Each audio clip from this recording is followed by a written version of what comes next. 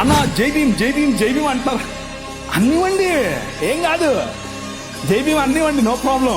మీరేమనాలి తెలుసా, జై భీమ్ కు పైన కూడా ఉన్నాడు, నా రాజు, మై కింగ్ అని చెప్పండి. ఆ భీమును నిలబెట్టింది నీ రాజు. ఆ డాక్టర్ బాబాసాహెబ్ అంబేద్కర్ గారు కొలంబియా యూనివర్సిటీకి వెళ్ళినప్పుడు బైబిల్ స్టడీస్ అటెండ్ అయ్యేవారు. రూత్ పుస్తకానికి ఆయన వ్యాఖ్యానం రాశారు.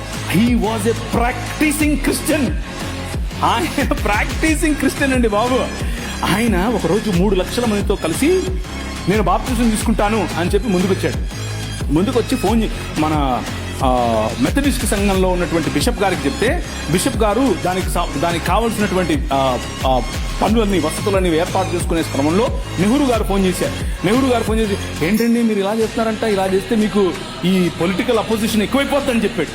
ఎప్పుడైతే మనోళ్ళు మాకొద్దండి, మీరు పొలిటికల్ కన్వర్షన్ అంట మాకొద్దు అని చెప్పి నెహ్రూ గారి ఒత్తిడికి లొంగారు. ఒక పక్క ఇంకొక ఆయనేమో గోసి కట్టుకుని నిరాహార దీక్షకెళ్ళాడు. ఏమని, నువ్వు వెళ్తే ఏ మతానికైనా వెళ్ళు, కానీ క్రైస్తవానికి వెళ్ళొద్దని. ఆయన నన్ను తప్పితే నాకేంటి, నేను యేసు ప్రభువుని అనుసరిస్తా అని చెప్పాడు.